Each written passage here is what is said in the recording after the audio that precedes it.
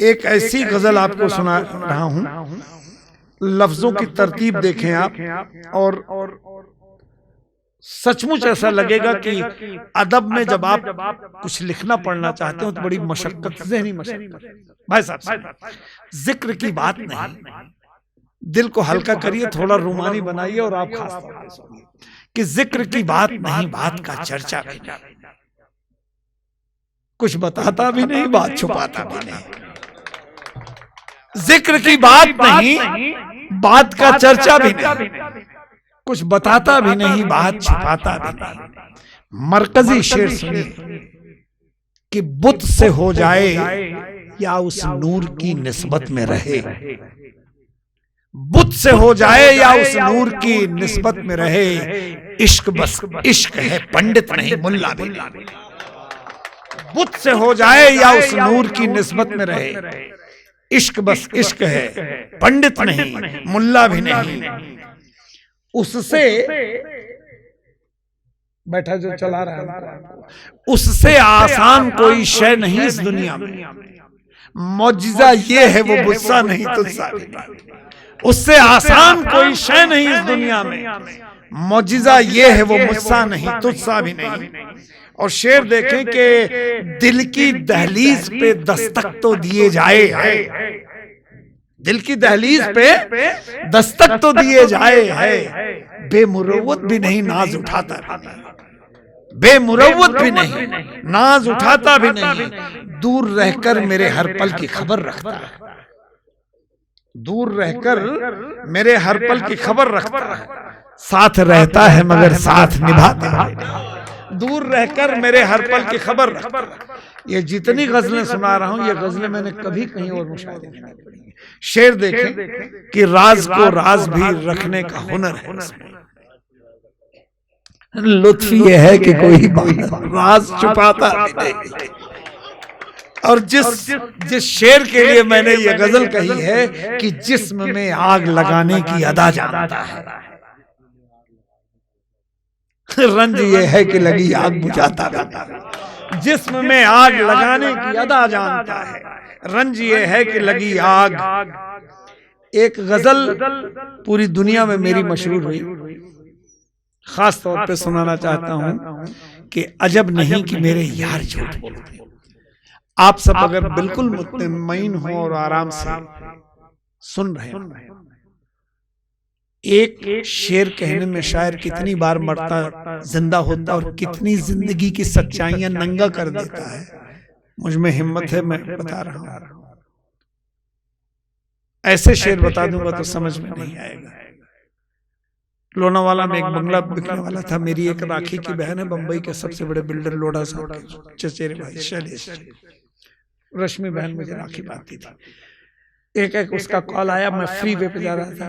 बोले भैया क्या कर रहे थे? अरे मैंने कहा दीदी मैं लोनावाला जा रहा हूं, एक बंगला है बिकने को, लेने जा रहा हूं। तो उसने कहा भैया रास्ते में एक कप चाय पी के जाना। बहन की बात थी। मैंने कहा मैं गया, तो ब्रीफ केस एक हाथ में लेके ऊपर गया। बोले ये क्या है? मैंने कहा जोखिम है, 20 रुपए उसमें थे कि बात अगर हुई तो बैंक से ही निकाल के लगा, कैश में। चाय पिया चला गया। तो उसके मुंह से निकला भैया अगर बंगला लेना तो मुझको कंगन बनवा। मैंने कहा बहन तो कंगन। वहां गया, बातचीत, कुछ लोन उनके तो नहीं पास। रात को जब मैं लौटा तो उसने कॉल किया भैया मेरा कंगन। मैंने कहा देख कंगन तो तुझे दे दूंगा लेकिन बंगला नहीं ले पाया। ये कह के सो गया। अगले दिन 1 अप्रैल थी। मेरी साली बेटी की तरह बड़ी चुलबुली बाबा कहती थी, वो जल्दी आई थी घर पे। उठ के मैं जल्दी उठता हूँ। उसने कहा कि बाबा आज 1 अप्रैल है, चलो किसी को बेवकूफ बनाते हैं। मैंने कहा कि नहीं। बोले नहीं, एक काम करते हैं, इतने मेरी वाइफ पीछे बोलते ऐसा करते हैं ना, किसी को टेलीफोन करके बोलते कि आप मर गए। तो पीछे से मेरी वाइफ ने कहा दिमाग खराब, उसकी चोटी पकड़ी, तेरे को यही उलझन नहीं, ऐसा कुछ नहीं। वो बेचारी चली गई। उसने मेरा फोन उठाया, घर पहुंचे थे, घर से कॉल किया था, घर के नंबर पे आया था, वो स्पीकर फोन वाला था। उसने तुरंत दबाया और भाईजान के भाई साहब के घर में कॉल कर दिया। भाई की आवाज है, सागर भाई। अब मैंने कहा तो बोले कि नहीं मैं बोल रही हूँ, वो बाबा कल लोनावाला गए थे, वहां एक्सीडेंट हो गया, हम लोग लोनावाला में बाबा मर गए। तो बोले अरे बाप रे, अरे हाँ, कल मेरे घर पे आए थे, वो जाते समय बल्कि 20-1 लाख रुपए कुछ साथ कैश हमने दिया था उनको। इकोलैक का बैग था, इकोलैक का बैग था, काला सा। मैं हैरान रह गया, मैंने तुरंत ही उनको, मैं स्पीकर मैंने कहा भाई साहब, अरे मैंने अल्लाह से भी मैं दुआ करता हूँ मुझे कभी मांग, मैंने कब आपसे पैसे मांगे। जो पटका, रिश्ता टूट गया, लेकिन मेरा शेर बन गया। अब भी इसको नम आंखों से सुनिए, इसीलिए इतनी तमहीद बात के सुनाया था कि बेजमीर उठे, बेजमीर उठे और उठ के मेरे दर तक आ गए। जुर्मे ना करदा, जो जुर्म हमने किया ही नहीं था, जुर्मे ना करदा के सब इल्जाम सर तक आ गए। बेजमीर उठे और उठ के मेरे घर तक आ गए। जुर्मे ना करदा के सब इल्जाम सर तक आ गए। मैंने अपनी मौत की अफवाह फैलाई कि बस कैसे कैसे दावे लेके लोग घर तक आ गए।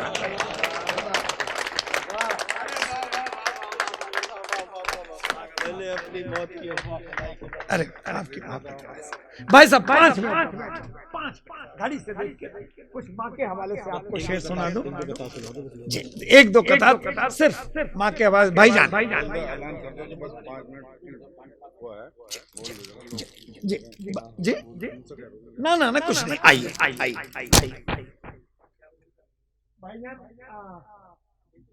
एक कथा खास तौर पे आप लोगों को बेटियों के हवाले से यहाँ भाईजान महक थी, ये बच्ची जोया थी कि इबादत अर्चना पूजा बड़ी मन्नत से आती है। इबादत अर्चना पूजा बड़ी मन्नत से आती है, बड़ी शफकत सदाकत साधना रहमत से आती है। कभी माँ बाप की झोली में हो जब नूर की बारिश, खुदा के फजल से घर बेटियां जन्नत से आती है। खुदा के आप सब बहुत थक गए हैं, आखिरी कथा आपको सुना देते हैं, उसके बाद 2-4 शेर माँ के हवाले से कि खिजा के दश्त में बादे बहारी लगती है, जमीन खित्ते पुरनूर सारी लगती है, और वो जान नमाज पे होती है जब भी महवे कलाम, परी बहिश्त की बेटी हमारी लगती है। आइए साहब, मेरी माँ 100 साल 3 महीने की होके 4 महीने पहले गुजरी हैं, अभी तक बाहयात थी। मैंने माँ के ऊपर 10,000 शेर कहे हैं। दुनिया के कई मुल्कों में मैं अकेला ये सिंगल पार्ट पढ़ने के लिए बुलाया जाता हूँ। माँ क्या माँ की निगाह में मैं हूँ, दुनिया सब पता नहीं क्या करोड़पति, जोपति, ये पति, शोहरत सब कहते हैं, माँ क्या कहती है भाई साहब।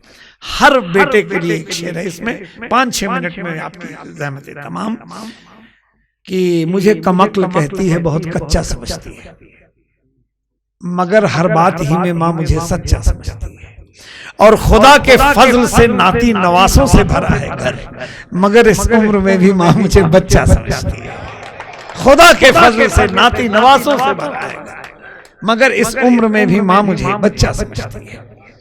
मेरी हर सांस हर धड़कन को माँ ही ने संवारा है, मेरे इल्मो हुनर को रात दिन माँ ने निखारा है।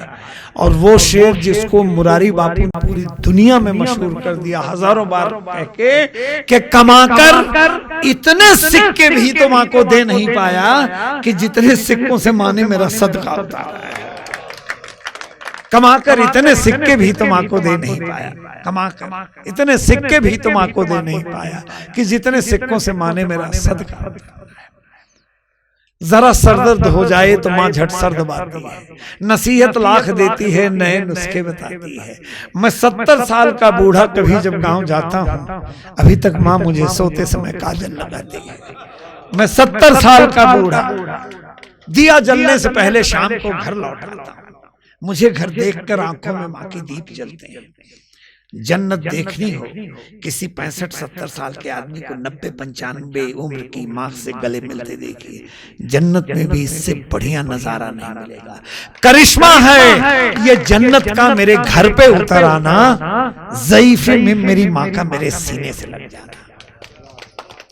करिश्मा है कि जिस बेटे के घर माँ रहने लगती है, दुआ बरकत से उस घर की कमाई बढ़ने लगती है।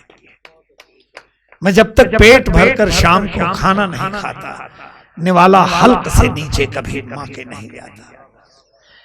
भाईजान, अल्लाह ताला ने आपको दुनिया की दौलत, शोहरत, सब कुछ दी हुई नहीं। मैं आपके ऊपर एक इल्जाम लगा रहा हूं, अगर आप इसे नकार सकें तो बताइए कि बहुत बेखौफ होकर उम्र भर बेटे ने लूटा है, बहुत बेखौफ होकर उम्र भर बेटे ने लूटा है, मगर बरकत कभी घटती नहीं मां के खजाने की।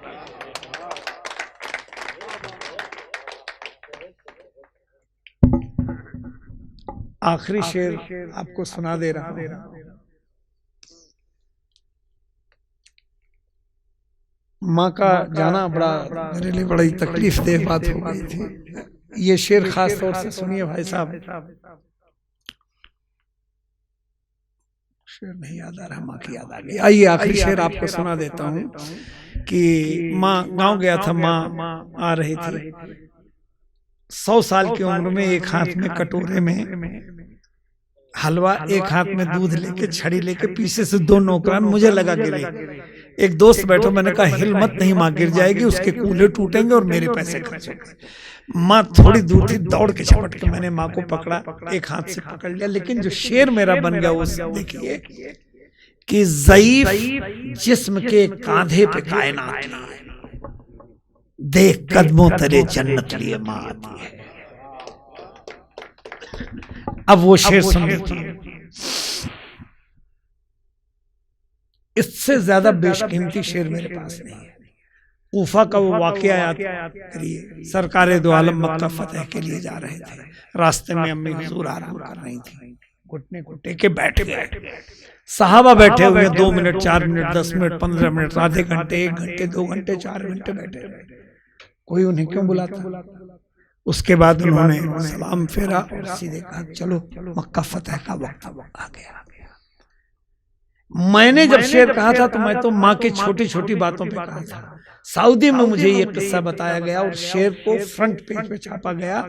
शेर ये था कि बशर की छोड़िए, दावा और दलील का करिश्मा है शेर गोई, ऊपर जो दावा करे नीचे दलील पूरी हो। हजरत आपके लिए तोहफा है कि बशर की छोड़िए, सरकारे दो आलम ने परखा है। अब इसके बाद कोई और दलील बाकी रही? बशर की छोड़िए, सरकारे दो आलम ने परखा है, दवा से कुछ न हो माँ की दुआ तब काम आती है।